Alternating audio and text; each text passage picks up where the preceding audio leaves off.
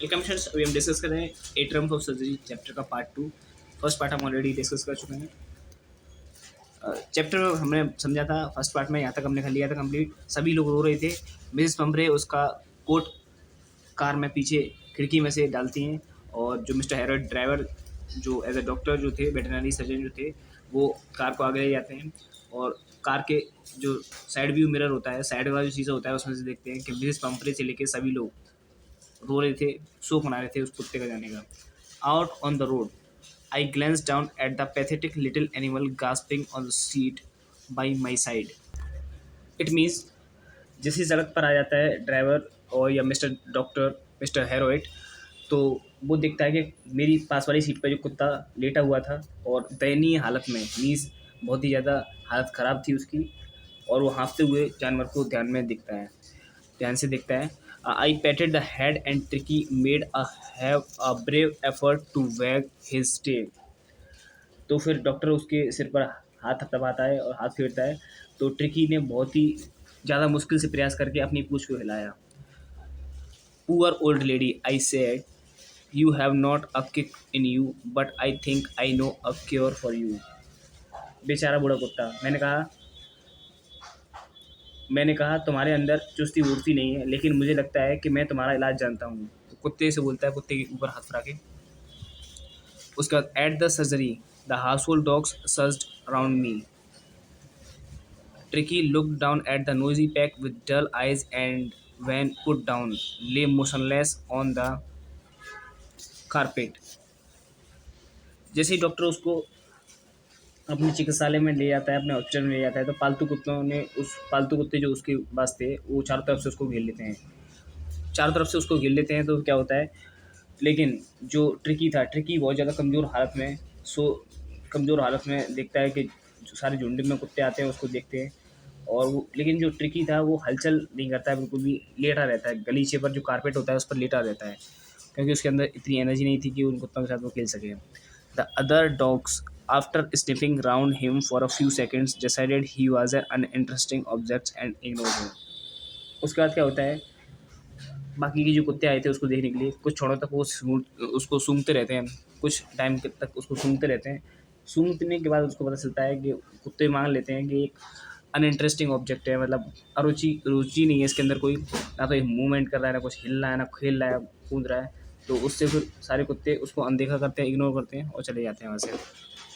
I made up a bed for him in a warm loose box next to the one where the other dogs slept. Doctor ने doctor कह रहा है कि मैंने उसके लिए जहाँ पर बाकी के कुत्ते सोते थे, उन्हीं के पास में एक गर्म बड़े डिब्बे में बिस्तर बना दिया उसका, कुत्ते का, टिकी का।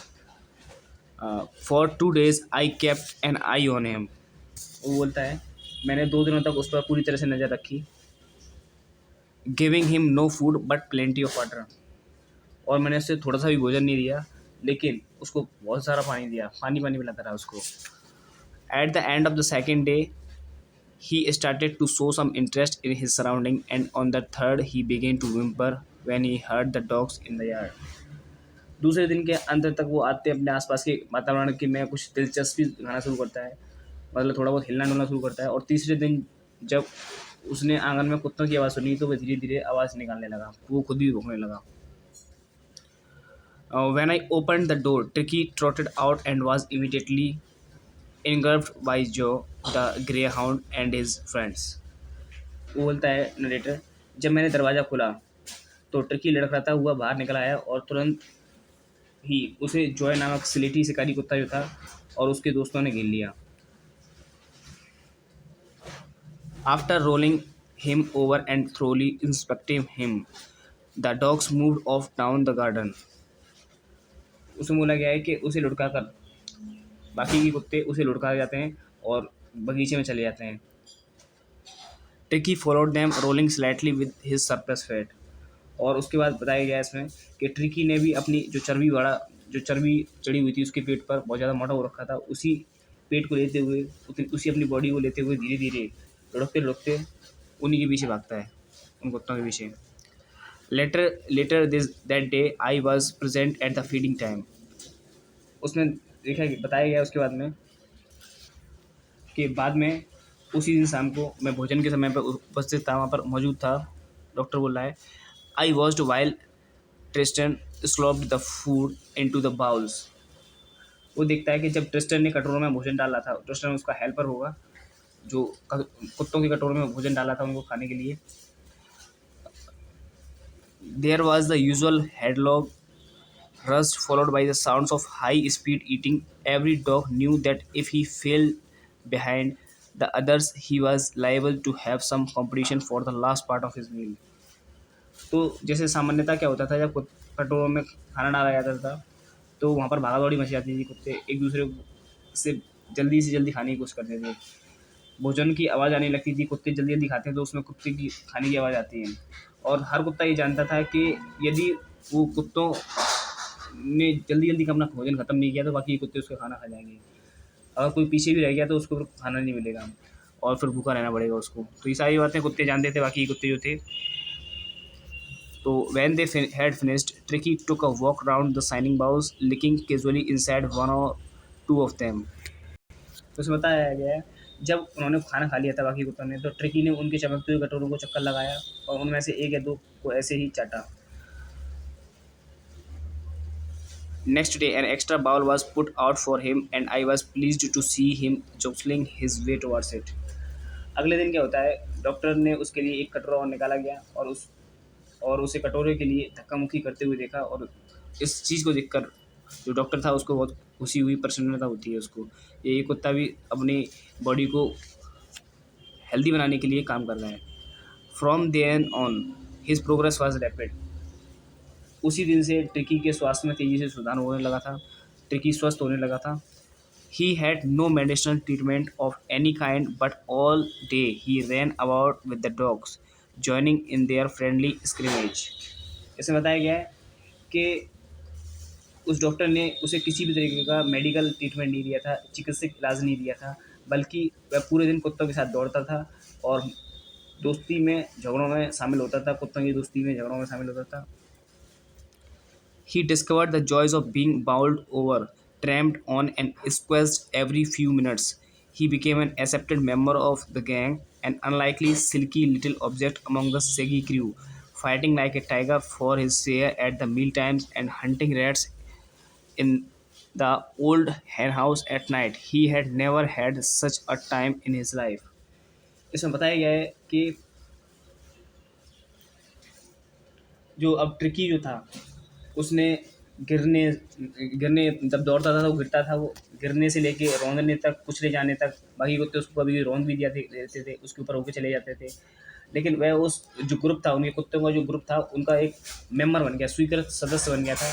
अब एक अलग अलग जो रेशम जैसा छोटा सा कुत्ता उस बाकी के जो जंगली से कुत्ते थे उनके झुंड में शामिल हो जाता है, जो खाने के लिए अपना अपना हिस्सा प्राप्त करने के लिए जब खाना रखा जाता था तो अपने हिस्से के लिए वो दौड़ भाग करते थे। जैसे मुर्गियों के बाड़े से चूहों का शिकार करने के लिए शेर की तरह लड़ते थे। और उसके जीवन में ऐसा कभी समय नहीं आया था जैसा कि इस समय वो एंजॉय कर रहा था, बाकी कुत्तों के साथ खेल रहा था। पहले वो अपनी मालकिन के साथ रहता था और वहाँ पर मालकिन उसको खिलाती रहती थी, ये सारी चीज़ें खेल कूद नहीं करवाती थी। तो ये उसके लिए बहुत ही इंटरेस्टिंग समय चल रहा था। All the while, Mrs. Pumphrey hovered anxiously in the background, ringing a dozen times a day for the latest bulletins. और इसी दौरान क्या होता है, श्रीमती पंफ्रे जो थी, मिसेस पंफ्रे चिंतित होकर बड़ी चिंता में दुखी सी रहती थी अपने घर पे, और एक दिन में कम से कम दर्जन बार ताज़ा समाचार लेने के लिए फ़ोन करती रहती थी। I dodged the questions about whether his questions were being turned regularly or his correct quote one according to the weather, but I was able to tell her that the little fellow was out of danger and convalescing rapidly. इसमें बोला गया है कि जो Mrs पंपरी उससे सवाल पूछती थी, मैं उन प्रश्नों को टाल देता था, मतलब उनका प्रश्न कुछ ना कुछ दे देता था, प्रश्न जो थे उसके आंसर्स को टाल देता था कि हाँ हाँ ठीक है, हाँ हमें हाँ मिला देता था डॉक्टर। जो उसकी गद्दियों थी, मतलब जो उसके गद्दे थे, वो मिसेस पंपरी पूछती थी कि उसके गद्दे रोजाना बदले जा रहे नहीं, बदले जा रहे प्रतिदिन।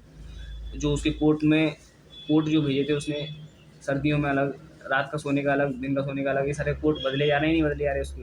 वो पूछती थी डॉक्टर से, लेकिन डॉक्टर कह रहा है मैं उन्हें बता सकता था कि छोटा सा जीव अब खतरे से बाहर था। वो डॉक्टर बोलता था कि अब जिसको ऑपरेशन हुआ है उसमें जो सर्जरी उसकी हुई है और कुत्ता खतरे से बाहर है, अब कुत्ता बच जाएगा और अपनी बीमारी से भी उभर रहा है, स्वस्थ हो रहा है धीरे धीरे, अपनी बीमारी से बाहर निकल के आ रहा है। उसमें बाद बोला गया है the word convalescing seemed to do something to Mrs. Pumphrey. She started to bring round fresh eggs 2 dozen at a time to build up Tricky's strength. इसमें बताया गया है कि ये जो कॉन्वेल्सिंग शब्द है इसका मतलब होता है स्वास्थ्य लाभ। ये स्वास्थ्य लाभ शब्द जैसे ही सुनती है कि उसके स्वास्थ्य में सुधार आ रहा है तो श्रीमती पंफरे को कुछ सुझाव लगता है, मतलब उसको सजेस्ट करती है, वो उसके लिए कुछ ना कुछ भेजना शुरू करती है। वह ट्रिकी को ताकतवर बनाने के लिए लगभग एक समय के हिसाब से 2 दर्जन अंडे बेचती थी, 2 दर्जन अंडे बेचती थी उस हॉस्पिटल में एक खुशहाल समय के लिए। और बाकी के जो वो कह रहा है कि ये मेरे लिए बहुत ज़्यादा अच्छा समय चल रहा था, अंडे भेजे करती थी वो उसकी मालकिन उस कुत्ते के लिए। लेकिन डॉक्टर क्या करता है, डॉक्टर और उसके जो दोस्त थे 2 अंडे प्रत्येक नाश्ते में लेते थे और उसके बाद भेजा गया थी वो अंडे ब्रेकफास्ट के लिए। But when the bottles of wine began to arrive, the real possibilities of the situation